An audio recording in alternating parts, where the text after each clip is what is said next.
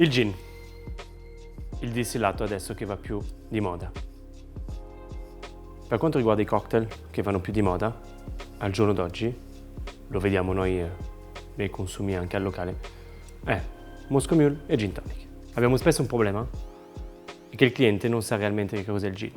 Alla fine, se andiamo a vedere il modo di produzione, che è alcol, infuso di spezie, percentuale di ginepro all'interno molto alta, o più distillati diversi, dunque alcol, distillato di ginepro, distillato di rosmarino, timorino e messi insieme, o alcol che passa con i vapori attraverso le spezie. Ci sono più modi di farlo. Non sono qua oggi per insegnarvi come si fa un gin. Sono qua per darvi un po' di accenni. Come potete sentire, dunque, alcol e altre cose. Ci sono certi gin, un esempio, come l'Old Tom, che hanno una mini percentuale all'interno di zucchero, ma mini. Andiamo a vedere velocemente queste differenze, molto facile, e poi andremo a preparare anche un cocktail. E lì ci siamo incontrati.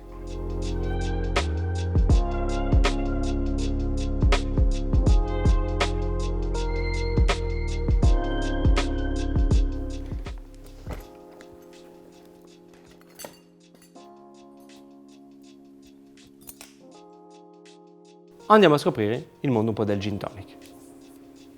Molto facile, così tutti lo possono capire. Arriva un nostro cliente al banco e chiede: potrei avere un gin tonic? Certo, con piacere. Che gin preferisce? Da lì vedi che un attimino si blocca. Noi gli andiamo dunque a spiegare, dunque a farlo avvicinare e fa: guarda, vuoi qualcosa di più secco o di più profumato? Il cliente risponde: oh, a me piace bello secco. Perfetto. Dunque tu ti giri per andare a prendere la bottiglia e lui mi fa un'altra domanda e dice: ma di solito che gin tonic bevi?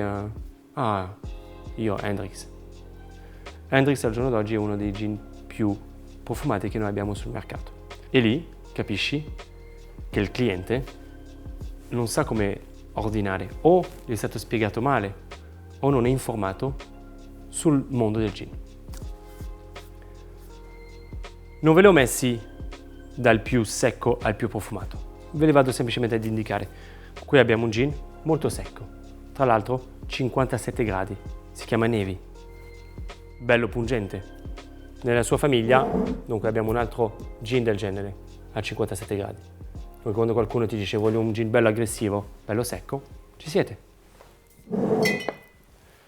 Come altro gin secco abbiamo il gin milanese, il jazz.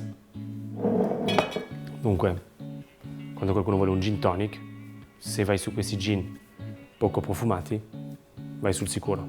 Poi ci sono dei gin un po' più profumati, un attimino più saporiti. Abbiamo Tanqueray 10, scorza di pompelmo, acqua tonica ed è perfetto, un po' più profumato. Abbiamo questo prodotto molto agrumato. Abbiamo questo gin che viene dal lago di Garda, anche lì un po' più di profumi degli altri. Un prodotto molto interessante da usare perché è uno dei primi gin che arrivano dopo quelli secchi, dunque leggermente più profumato. Questo gin è fatto in Norvegia, molto divertente anche questo. Questo in Trentino, Alto Adige, al lago di Tovels. Qui abbiamo un gusto un po' più mentolato. Dunque, come potete vedere, ci sono più tipologie. È un mondo gigante. Al giorno d'oggi penso che abbiamo superato i 100-150 brand di gin italiani. Perché è anche un prodotto molto facile da fare, perché non è che hai bisogno assolutamente di una distillazione.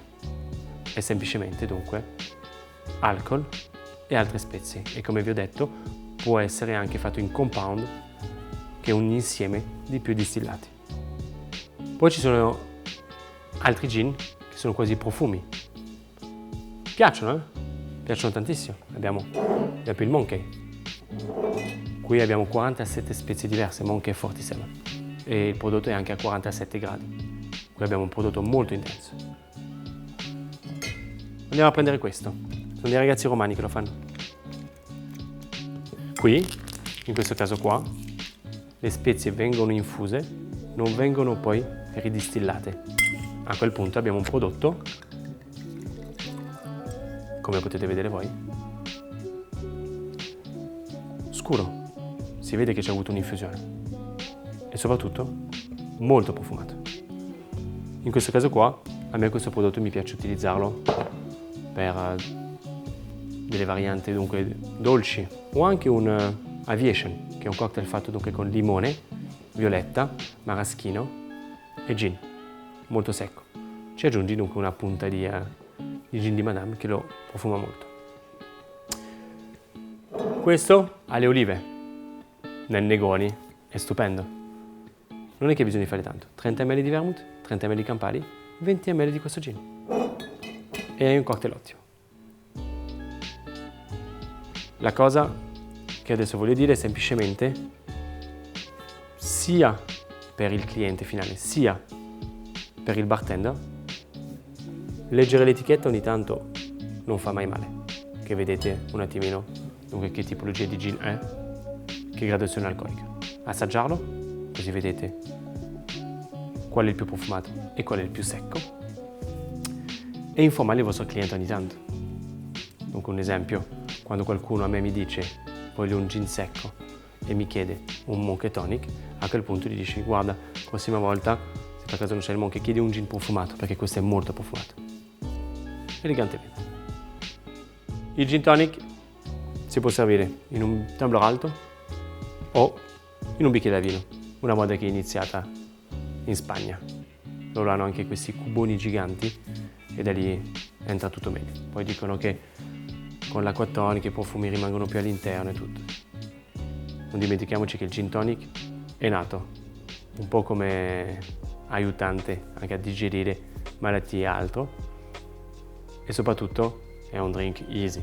Gin, tonica, scorzatina di limone, una fetta di lime e via, un drink da bere tutta la serata.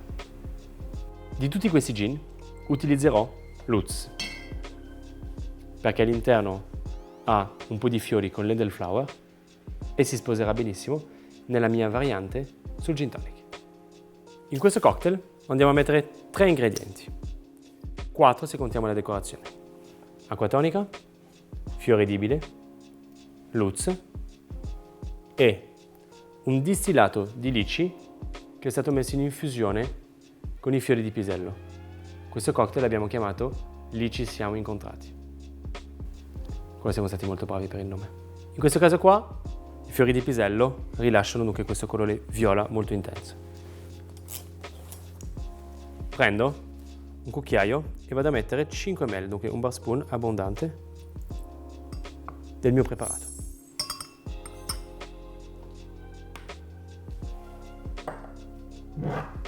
Prendo il mio gin,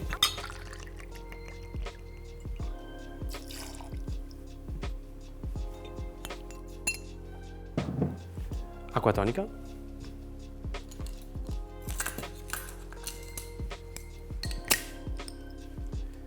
ne metto prima un goccio per iniziare ad amalgamare. Vado a prendere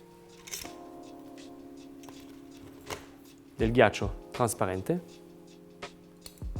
lo vado a mettere all'interno e vado a colmare con l'acqua tonica.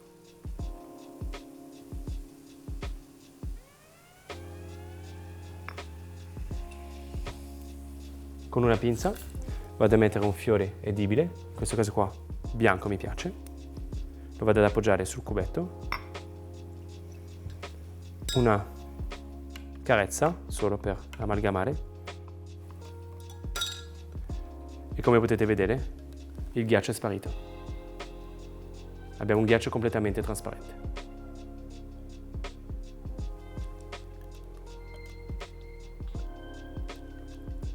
Molto facile, il colore ti potrebbe dunque far avvicinare al fatto che sia dolce, ma non lo è, ed è un gin tonic un po' divertente.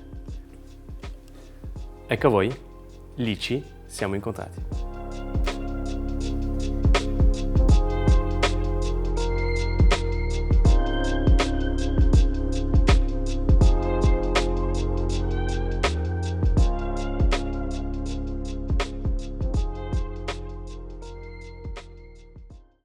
Ti è piaciuta questa lezione? Ah! Allora entra subito in accademia.tv, scegli l'abbonamento che fa per te e registrati nel tempo di un caffè. Allaccia il grembiule, mondo di accademia.tv ti aspetta.